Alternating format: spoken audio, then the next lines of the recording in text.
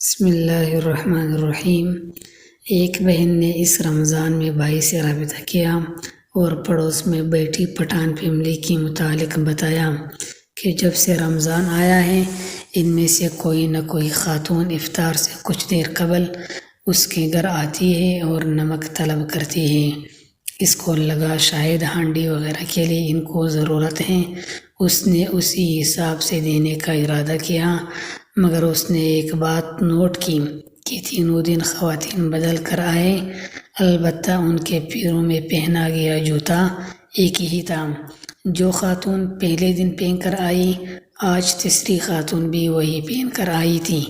اس نے آج ان کو نمک کا پورا پیکٹ دے دیا کیونکہ اس کو اچھا نہیں لگتا کہ بار بار کوئی مانگنے کے لیے آئے۔ ان لوگوں کو بھی شرمندگی ہوتی ہوگی۔ اس کا ذہن مسلسل اس فیملی میں الجھا ہوا تھا۔ نیند میں بھی تقریباً توجہ اس جانب اس پٹھان فیملی پر رہی۔ اس نے تہجد پڑھی اور نہ جانے کیا سوچ کر سحری بنانے سے پہلے اپنی دیوار سے ان کے گھر جھانکا تو ان کی آنکھوں سے آنسو نکل پڑے کہ وہ لوگ جب دسمبر میں وہاں آئے تھے تب انہوں نے ان سے کہا تھا اپنی رات کی بچی ہوئی روٹی ہم کو دے دیا کرو، ہم اپنے جانوروں کو ڈال لیں گے۔ اور اس گھر والوں کی عادت تھی کہ وہ رات اور ناشتے کی بچی ہوئی روٹی صبح 9-10 بجے ان کو دے دیتے تھے۔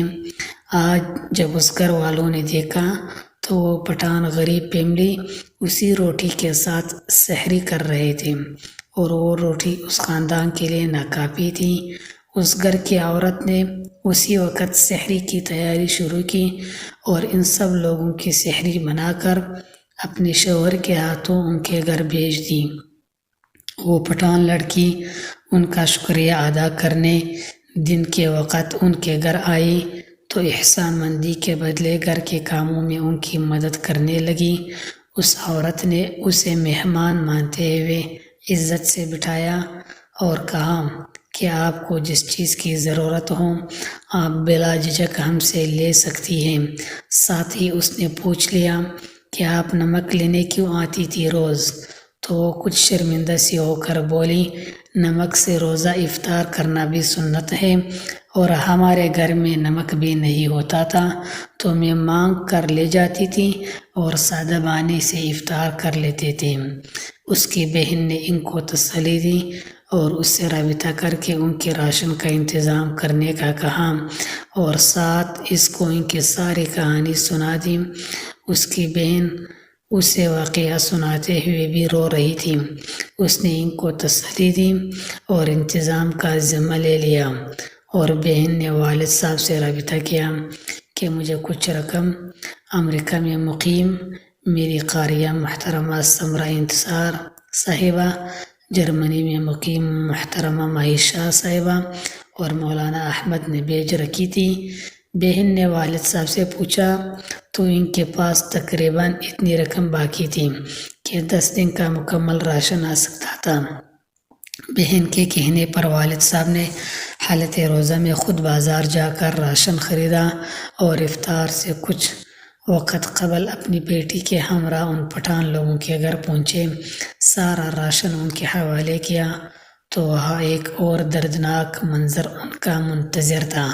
ایک بوڑھی خاتون گردوں کے درد میں مبتلا کراہ رہی تھی اور اس ہی حالت میں بھی دن کو ان خاتون نے روزہ رکھا ہوا تھا۔ اس عورت کے والد صاحب نے ان کو سمجھایا کہ گردوں کے مریض کے لیے پانی بہت ضروری ہوتا ہے، جس پر خاتون کے بیٹے نے جواب دیا کہ بھائی صاحب گھر میں کھانے کے لیے بھی کچھ نہیں ہوتا تو دوا کا سوچا بھی نہیں کبھی۔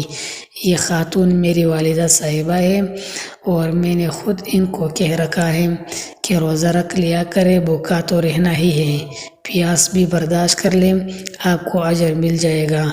لڑکی کے والد صاحب نے دیکھا کہ درد کی تکلیف خاتون کی برداشت سے باہر تھی تو انہوں نے رکشہ کے ذریعے خاتون اور اس کے بیٹے کو اسپتال پہنچایا، اپنی جیب سے دوا خرید کر دی، ڈرپ لگوائی اور جب ان کی حالت سنبھل گئی تو ان کو واپس لے کر آئے، گھر چھوڑا۔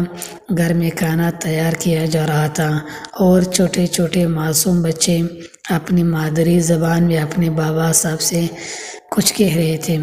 جب اس عورت کے والد صاحب نے پوچھا کہ بچے کیا کہہ رہے ہیں تو اس شخص نے بتایا کہ ہمارے گھر میں روٹی نہیں بنتی، بس ادھر ادھر سے لے کر گزارا کرتے ہیں، تو بچوں کا پیٹ صحیح نہیں بھرتا، پھر میں بہلانے کے لیے ان کو قرآن پاک کی چھوٹی صورتیں زبانی یاد کرواتا ہوں اور بتاتا ہوں کہ یہ یاد کر لینے سے بھوک ختم ہو جاتی ہے، بچے بہل جاتے ہیں اور صورتیں یاد کرتے کرتے سو جاتے ہیں۔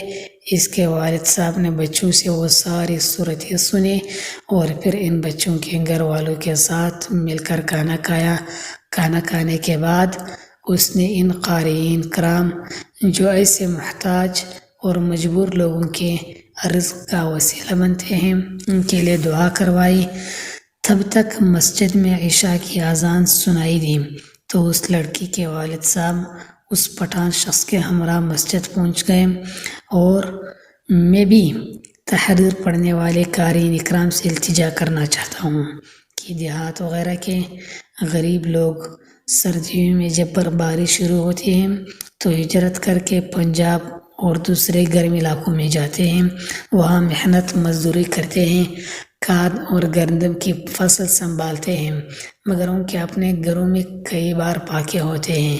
اگر آپ کے قرب و جوار میں بھی کوئی ایسی مستحق فیملی ہو تو اللہ کی رضا کے لیے ان کا خیال رکھے گا، تاکہ روز محشر آپ لوگ بھی ایسے امتیوں میں شامل ہو جن پر نبی کریم صلی اللہ علیہ وسلم کو فخر ہوں۔ ویڈیو ختم ہو گئی تو دوستو ایک ریکویسٹ ہے، چینل کو آپ نے ضرور سبسکرائب کرنا ہے، بیل آئیکن کو پریس کر لیں، ویڈیو کو ضرور لائک اور شیئر کر لیں۔